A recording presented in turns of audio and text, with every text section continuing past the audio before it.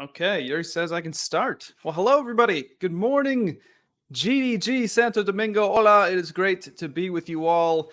It is an honor to be with you all. I'm excited to share a talk with you that I've wanted to give for a very long time, that I've been thinking about for years of what are the things that developers do that I've worked with over the years, and really dive deep into that history of all the time I've spent working with developers and get to the root of what is it that makes the successful ones so successful. What is it that they do that maybe everyone else doesn't? And hopefully be able to share some of that knowledge with you so that you can take that and do something with that, and help grow your career. And so let me actually share my screen here, get the talk here. Hopefully you can see that. Yes, it looks like you can. Perfect. The name of the talk is Never Hold Back. And that really is the big takeaway for today, is to get over the fear that having this career even has, which we'll get into in a second. So me, I'm Yuri already kind of said it. I'm the CEO at X Team. We build these teams of developers from around the world, more than 70 different countries. We have developers in, and so we work with these big companies. And again, that's sort of my credibility here in terms of all the different developers and hundreds of developers I've worked with, thousands that we've interviewed and talked to over the years, and that's where these insights are coming from. So really, I feel like as I went back in time and thought about all these developers that I've worked with, there were three things that I could identify that they do the most to make their career successful. They surround themselves with positive energy, they drive their career, and they choose to be fearless. And really, what I think these three things boil down to is the environment that they choose to put themselves in and create around them, the actions that they take, and the mindset that they have. And so we're going to dive into each one of these today, and learn about some practical examples, really, of how these play out over a successful developer's career. So chapter one, positive energy.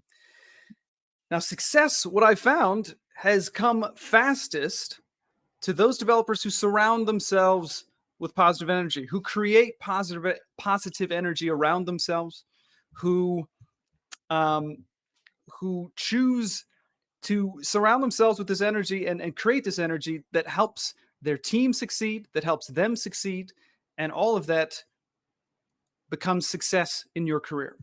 So let's get into this a bit more specifically, because positive energy, I've found, is a very precious resource. It is not on every development team. It is not something that you can find easily, and it takes a lot of effort to build it and to maintain it. And the successful devs are the ones who are making that effort.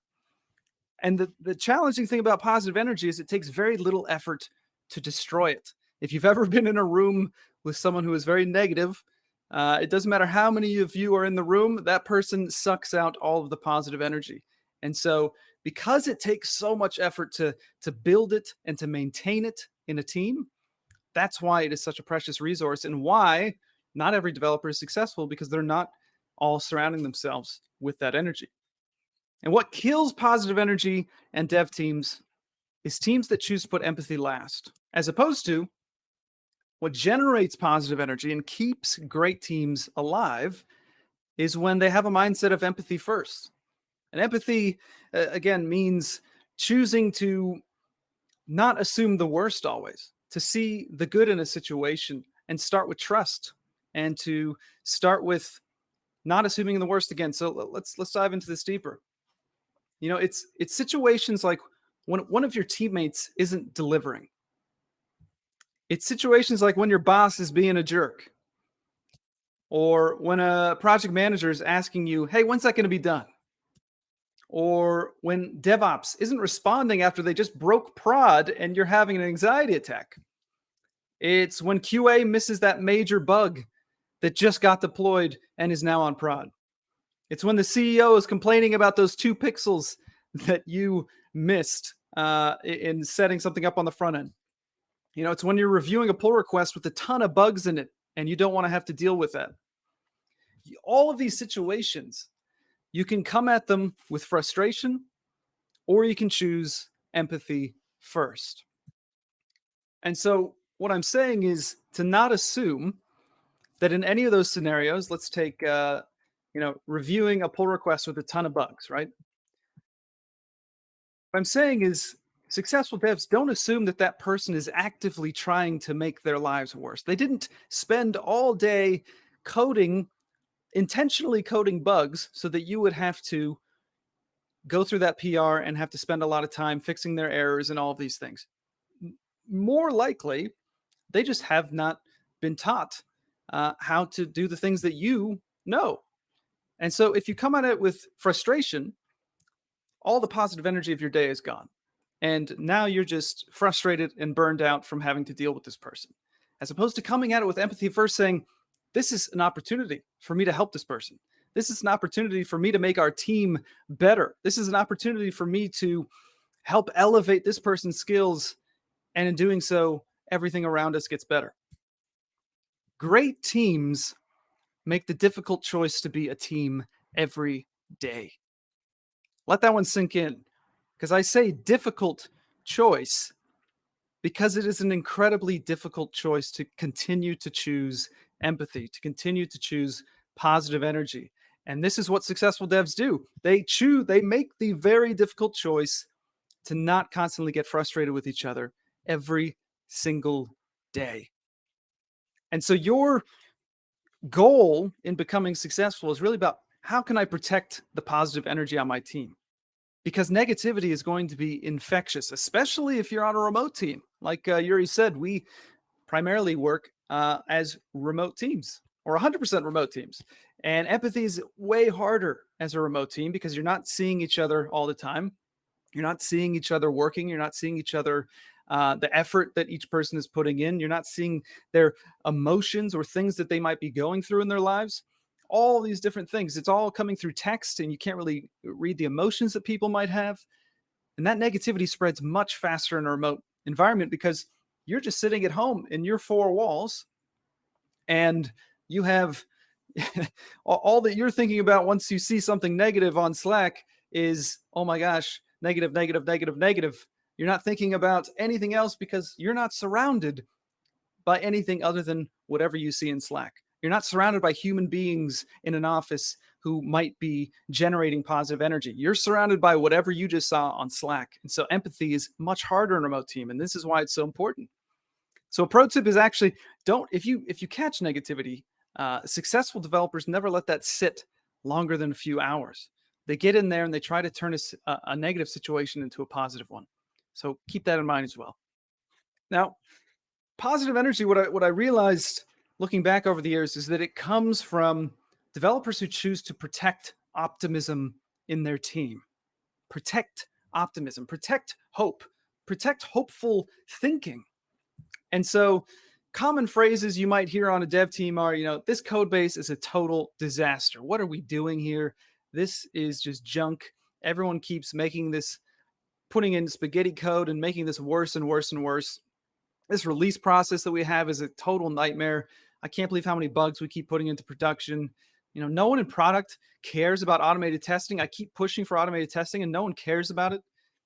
I'm the only one who cares about quality around here. I'm the only one who cares about process. And this is just a total disaster. But this is the language of the hopeless.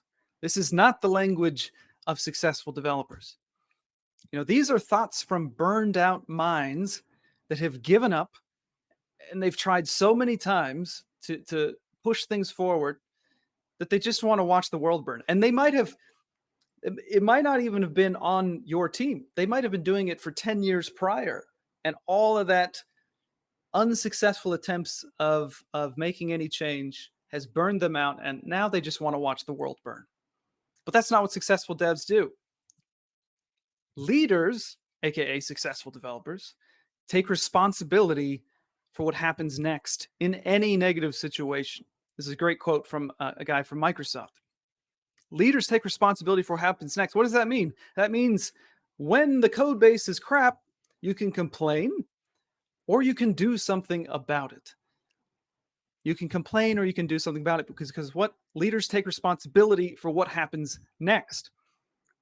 So your goal going into building a successful career is to start each day saying, how can I protect the hope, the optimism in this team? How can I remind anyone who's getting demotivated that things can get better, that we can improve the code base, that we can improve the release process, that we can, get DevOps to care? And then how can I help that person actually take action with the things that are frustrating them? How can I use empathy and patience and time to remember and remind people that anything is possible on this team? And the amazing thing is that successful developers are the ones who actually make this effort and have the patience to drive change in their teams. And they make amazingly successful teams as a result. Their careers get better as a result. They end up building great products as a result. And that gives you great things on your resume. So the goal again, have patience, maintain optimism in your teams, promote positive energy, and always be rising above frustrating moments. This is what successful devs do. Now, what else generates positive energy and keeps great teams alive is fostering a culture of appreciation. There is never enough appreciation going on in dev teams.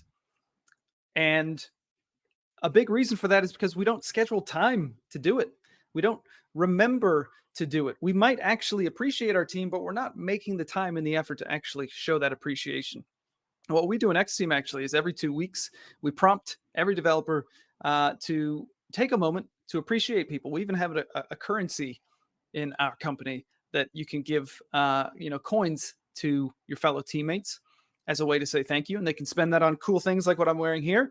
But if you schedule that time to do it, it's amazing because then you have a lot of people, if they're all scheduling time to do it, you have a lot of people creating this positive energy of appreciation constantly happening and lifting each other up.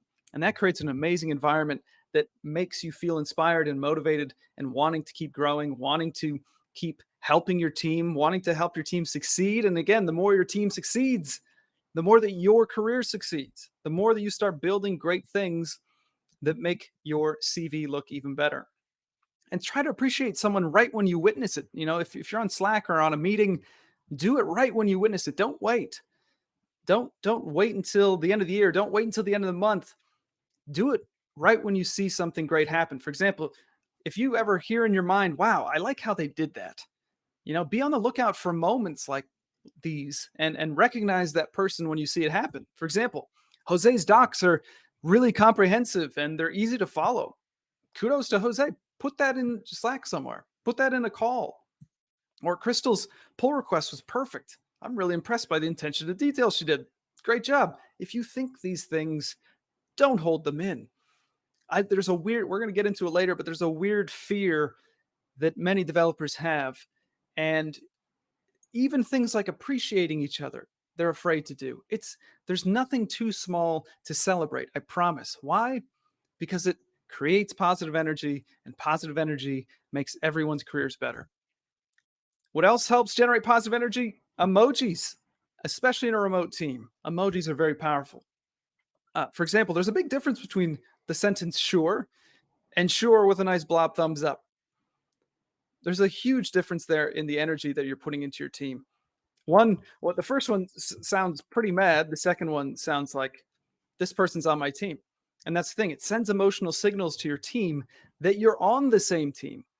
And that's what we need to feel like we're safe, like we're not going to get in trouble if we make a mistake unintentionally. This is where empathy comes from, is knowing that you're on the same team. And emojis can help you get there. In one message from someone recently, just one paragraph of a message, and it made me feel so happy because that person, one, went to the effort to make the message feel fun, but I got to see their personality and know that we are on that same team together. Every pull request, I like to say, is actually an opportunity for generating some positive energy. This is my checklist that I've found after looking at thousands of PRs over the years of what successful developers do. They come into reviewing someone's PR with empathy first. They use emojis to make it clear the intention behind their constructive criticism they might be giving. They counter any negativity that someone else might have already put on that PR. And they go in wanting to mentor, wanting to, again, empathy first, to not assume that this person is trying to write bad code. They're there to mentor them, to help them lift them up, to help them gain skills, and they appreciate good work. And my favorite thing is when a PR gets approved with a GIF. There's no better way to generate some positive energy and for a team to feel great and trust each other more than that. What else generates positive energy? Well, if you notice someone struggling, offer them a one on one. Instead of trying to tear them down and bring them down for not being good at what they do, offer a one-on-one. Hey, is there something I can help teach you? I saw you were struggling with automated testing. I know a lot about that topic. I'm very passionate about it, and I'd like, if you ever want to do a one-on-one with me, we can do it, and I can show you some tips. That elevates your team skills. And what did I say before? If your team succeeds, you succeed. Imagine if you were on the first dev team for Uber, and uh, if that team was not acting like a team, Uber might not have existed today. But because they clearly chose to be a team, now we have this amazing product that's changed the world. And all of those original Uber devs have incredibly successful careers as a result. Same idea on the reverse. If someone you notice knows more than you, request a one-on-one. You'd be amazed at how much senior devs, successful devs, are looking to mentor someone else because they want to. It feels good, and you can gain skills from them. So don't be afraid to request a one-on-one from someone that you notice knows more than you. It doesn't mean you're dumb. It doesn't mean you're not good enough. It means this is an amazing opportunity that you're even surrounded by this person, that you know this person, that you have access to this person. So take advantage of it.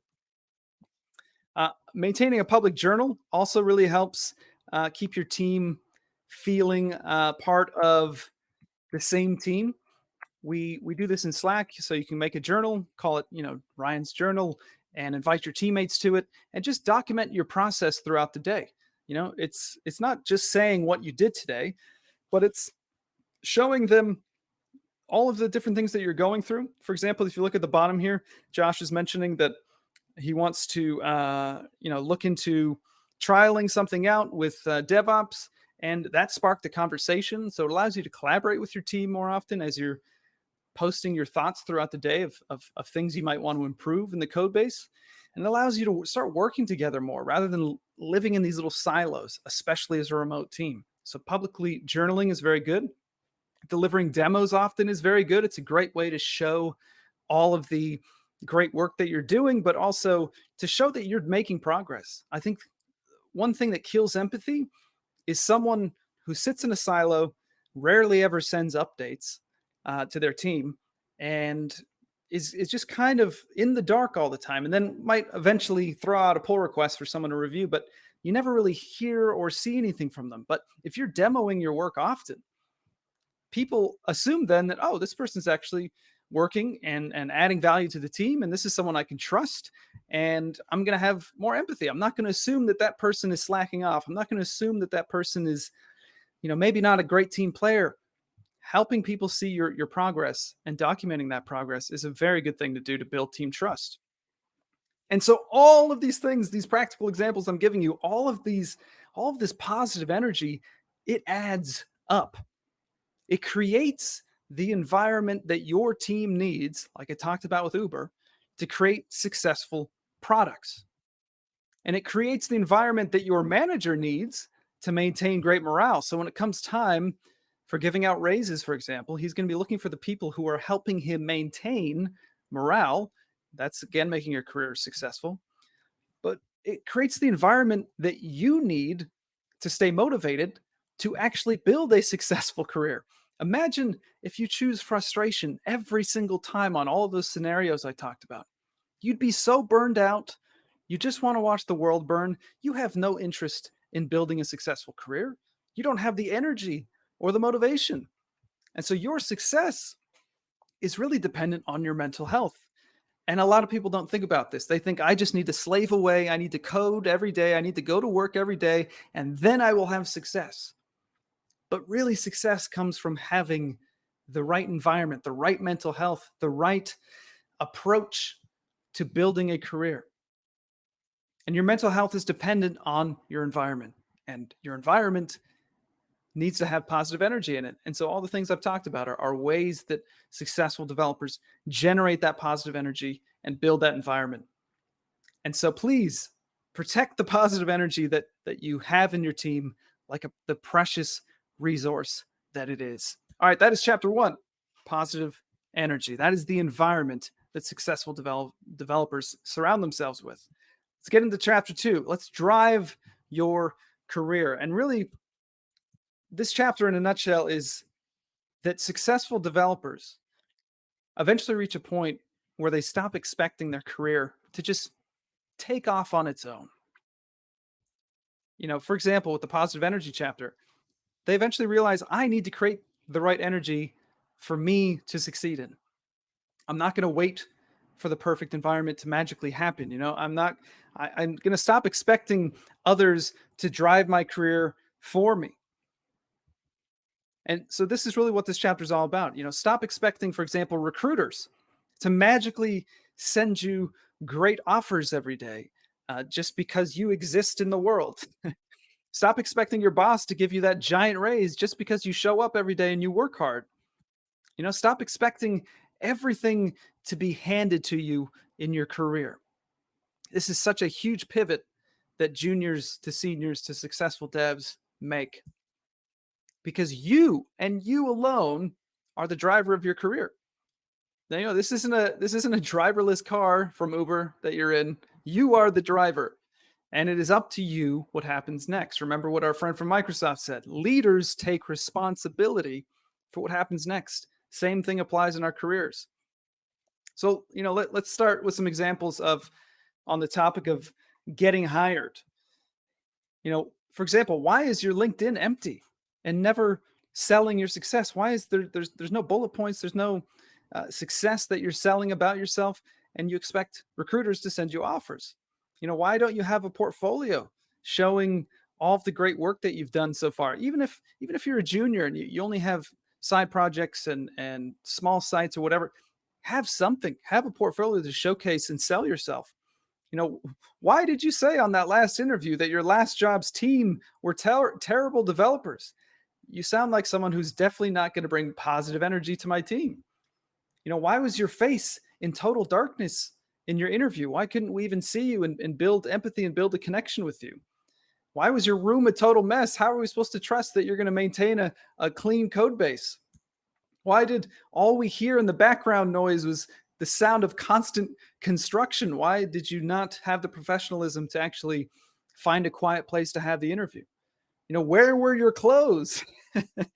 And listen, these are funny things, but we've interviewed thousands of developers over the last 15 years. And these are all choices that we see developers making every single day. And remember that these are all choices that are fully under your control. And it blows my mind when developers choose to make these choices, knowing that these decisions are fully under their control. There is someone watching today who has made these choices before.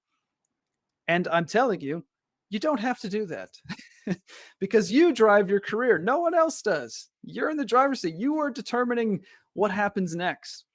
And once you do get hired, you are also the one driving your value to a company. And that value can stagnate. You can just show up every day and work and go home. Or you can choose to drive that value higher. And this is what successful developers do. They say, I like my value, but I'm going to continue to add more at this company. And that's going to lead to more success for me in the future. Because the issue is that developers assume growth will always just kind of be given to them from their job, from their role. And you can't expect that. Successful developers know that you cannot expect everything to come because it's unrealistic to assume that your job, that your company is fully responsible for your growth. There's a successful developer that you're going to meet somewhere here today. And I want you to talk to them and ask them if a company did everything for them to help them grow. Now, X Team, for example, we give $2,500 a year to everyone to help them keep energized, to grow, to learn, to spend on books, courses, whatever they might want to use it on. But even that's still you having to make the effort to use that money. We're not forcing you to grow. We're giving you the resources you need. And that's the thing, is successful developers are the ones who choose to drive their career, who choose to grow on their time. And one day you're going to become overconfident in the skills that you've built, and you're going to start falling behind because you're so used to doing the same tasks over and over and over in the same job. No one's going to do anything unless you choose to get those skills. And it's on you to learn those new skills. Forward moving, self taught developers are the most successful I've ever seen throughout my career. Now, many of you have gone to university for development, and that's great. But that doesn't mean learning stops once you graduate. Self taught developers post college are the ones who are the most successful, the ones who continue learning and growing. Now, let's say you get into a role for a few, maybe 6 months or years, and you're saying, I don't feel like I'm growing anymore. No, I don't feel like I'm getting tasks that are helping me grow. I feel like I'm not working with enough new technologies. I see Next.js out there, and I just feel like I should be learning that, but my company's not giving me tasks to do that. Should you quit? Well, with successful developers, they don't quit because they know that great challenges can take months, they can take years to happen in a company, and you have to give it time. And the issue is, if you quit too soon, it scars your CV, and that is going to hurt your career growth significantly. There's no way around it. Hiring managers, at least today, look at people who hop around companies every 3 months as a giant red flag.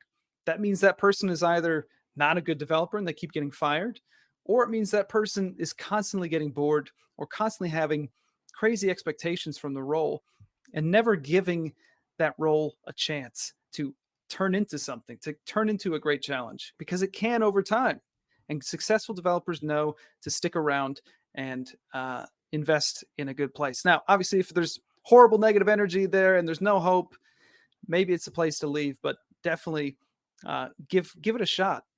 Career growth also comes when you make your success visible over time. This is a big thing I've noticed. The difference between successful and not successful devs is that you can't depend on your manager to be the one recognizing your wins. We'd all love to have that manager, but they're very rare to find. And so it's kind of on you. Successful devs make their success visible to their company, to their team, to their manager. And it's not about going around bragging, right? It's not about going around saying, hey, I'm the greatest dev on this team, and here's all the reasons why. It's about publicly celebrating great things that are happening, successes, wins, improvements, anything that's driving the team forward. It's about celebrating your team when something great happens, celebrating with your manager when some personal growth or team growth that you helped drive happens. Celebrating things in your journal is another good place to publicly do it. For example, you could write this on Slack anywhere. Just did a benchmark test and page load is now 10x faster. Now, that's you celebrating the team.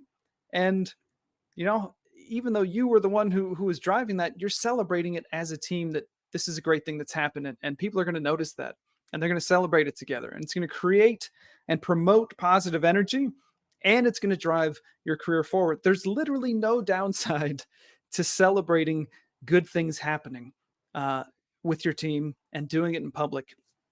Because the issue is, a lot of developers will wait until the very end of the year when that annual review comes up, and they'll say, here's 50 things that I did this year that makes me a good developer. And imagine if you're the manager, and for the entire year, you have no idea if that person's been adding any value. And you've been thinking, man, I should really fire that person. Or maybe layoffs need to happen. And midway through the year, you haven't shared anything with them. So they're just thinking, well, I'm pretty sure that guy isn't very valuable, so we can get rid of him. You want to do this in real time. Keep a constant pulse of positivity around you and your wins, and making it known to both your teammates, should they share feedback with your manager, as well as your manager, always being aware of these wins throughout the year. Because that's going to allow them to constantly have a narrative in their mind that this is someone who's super valuable to the team. This is someone who, every time I get on Slack, I see, and recognize that something great is happening thanks to them being on the team. So don't wait. Do it in real time when it happens. Now, this is the biggest last point of this chapter, which is that a successful career comes from understanding expectations. And I cannot stress this one enough because, and let me actually clarify, a successful career comes from clearly understanding expectations. A lot of developers think they understand the expectations that their managers or their teams have of them, but they haven't actually made the effort to clearly find out.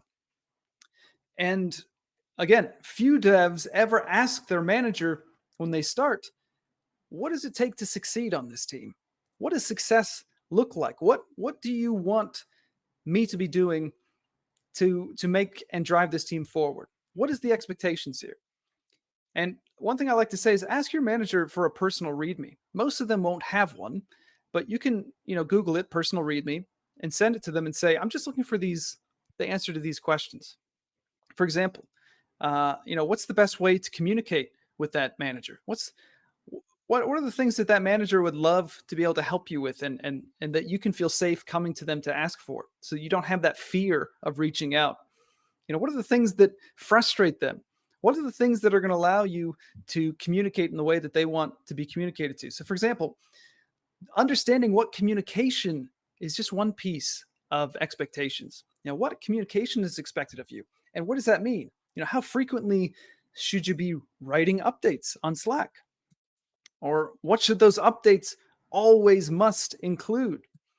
Or what are the coding conventions expected of you on this team?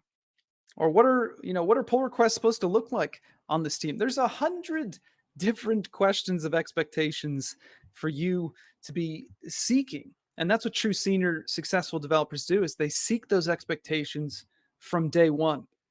They try to understand not only from the first day, but every day after that, what is expected of them. Because the only way you build success in a career is by knowing what success is at that company.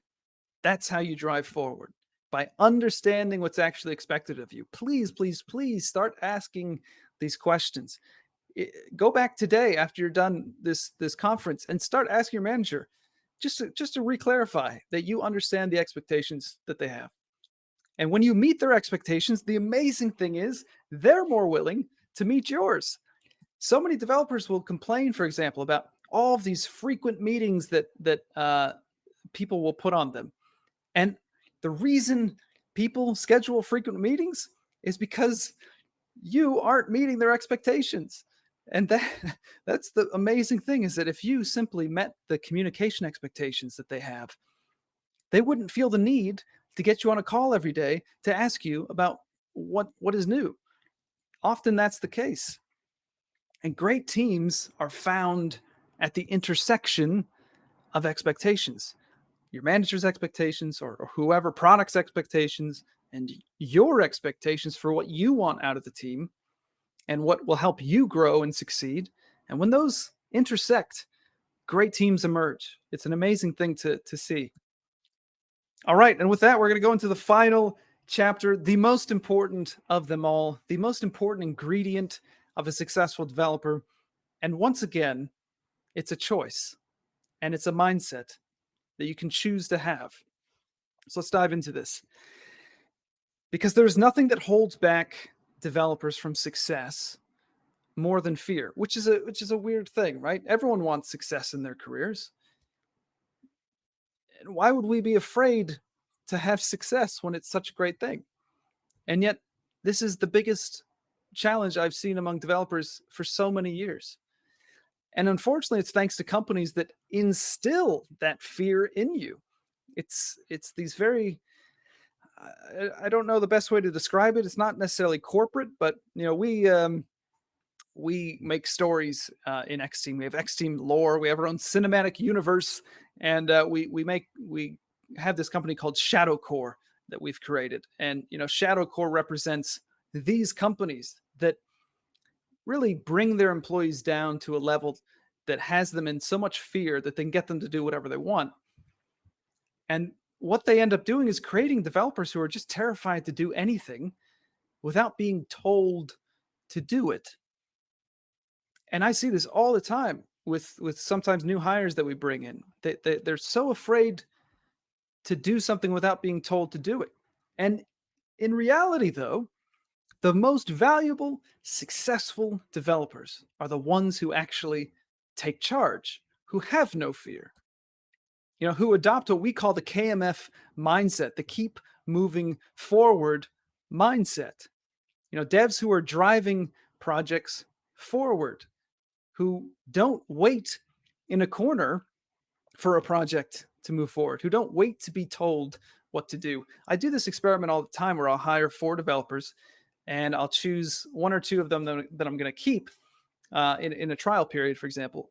And I'll choose 1 or 2 that I'm going to keep because only usually 1 or 2 will do this, which is I'll give, here's all the requirements for the project, and I'll say, go. I won't say who's the team lead. I won't say who's doing what, just go. And there's always 1 or 2 people that choose to take ownership of that moment and to drive that project forward and to make things happen. And the other ones just wait to be told what to do, to be given tasks. But it's the one who holds the highest value is the one who doesn't need their hand held in that moment. And I think that the easiest way I've distilled this down after looking at juniors versus seniors over the years is juniors are the ones who take tasks from a backlog, whereas seniors and successful devs take ownership of that backlog. Yes, they'll take some tasks, but they also create tasks. They actually look for opportunities to drive things forward and help that team get even better. And that really is the big hurdle that juniors have to make to get over, is realizing it's okay to take ownership. You're not going to get in trouble.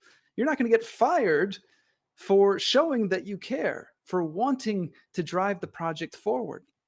And again, this is unfortunately something that these companies, they instill this fear in people and constantly sort of threaten their jobs, that it ends up holding a lot of developers back from success. They end up creating developers who will just sit on the sidelines until they're told what to do. They create developers who never speak up about ways to make their team better because they're afraid their ideas will get rejected. And that's a very sad thing. They'll create developers who will never fill in their LinkedIn profile or make a portfolio because they're so afraid of being judged. And so they never end up getting found by recruiters for those great offers we talked about. They create developers who will never build relationships or seek out a one-on-one with a mentor or mentor someone else or help uplift their team because they're afraid of looking weak or dumb for not knowing everything already. But you don't need to know everything already. You're supposed to work as a team to help uplift each other and help teach each other. They create developers who won't learn new technology because they're afraid they won't be smart enough to learn it. You might be afraid to learn Next.js because you're just afraid. It feels good just knowing React and Node, and I don't want to get into something I might not understand, so I'm too afraid to get into it. And what happens? You fall behind in the market with your skills. They create developers who are too afraid to even write a daily update because they think it's going to sound like they didn't work hard enough if they don't write enough things that they did. That's really sad as well. They create developers who are too afraid to share their successes with their team, with their manager, with anyone, in fear that their coworkers might turn on them because that makes you look like you're chasing, you're trying to outperform everyone and be the favorite child. And instead of just seeing it as, no, this is how I celebrate with my team to create positive energy and help make my career more successful. There is nothing that holds back developers from success more than fear. I could give you 1,000 more examples of things I see every single day that developers out there in the world are doing that it's holding them back because they're not doing these things. And as Dune has taught us, fear is the mind killer, but it's also a giant waste of time. So may I present to you 2 options moving forward. Number 1, you can continue living in fear and holding yourself back from all these great opportunities that are out there for you. Or you can delete fear from your vocabulary. And big things have small beginnings. Don't get me wrong, deleting fear from your life is not easy. It takes years of practice and building that habit and that discipline. And What it really takes, though, is small beginnings over and over, small actions over and over. All of those things that we talked about, actions you can take to drive your career, each one of those things, one after another, doing them over and over, will help you let go of that fear. Things like starting to share those updates. Don't be afraid that you're going to look like you didn't work enough. Share those updates, especially if you understand the expectations that your manager is expecting to see in those updates. What's there to fear? Reach out to a mentor. It's okay. You're going to meet someone at this conference that knows more than you. That's okay. Don't be afraid. Don't feel dumb because they know more than you. Ask them for mentorship. Ask them for help. Learn a new technology finally. Don't be afraid to learn Next.js. Propose improvements on your team. Even if they reject them, at least you're putting something forward. You're taking ownership, and that will get noticed. Take ownership. Don't just take tasks. Don't be that developer who sits in the corner waiting to be told what to do all the time. And celebrate those successes in real time when they happen. Don't wait until the end of the year. You don't want to get caught in that layoff section of the year and you never shared anything. And please fill in your LinkedIn profile so we can find you and recruit you. You need to have those tags and words and things on your profile to make yourself searchable and have your successes there. And stand up and protect the positive energy in your team. It is the most important thing for your mental health, for your team's mental health, for the potential for success for your team. Because again, your success is dependent on your mental health. Your success is dependent on the environment that you foster, that you help generate. And your success is dependent on how fearless you choose to be. You choose to be. Remember, leaders take responsibility for what happens next. And I'll say it as bluntly as possible, if none of that worked, fortune, aka your paycheck, favors the brave. So if nothing else motivated you, there's money in this as well. Because successful devs are all fearless. It is the number one ingredient I have seen among them all, and is the number one choice that you can make to have that mindset, to adopt that KMF mindset, that keep moving forward mindset. So to unlock a successful career as a developer, it's very simple. Choose to be fearless. Choose to surround yourself with positive energy. Choose to drive your career. And choose to keep moving forward. And most importantly, never hold back. Your success depends on it. Thank you all very much. I hope, again, that this was valuable to you. I hope you were able to take something from it that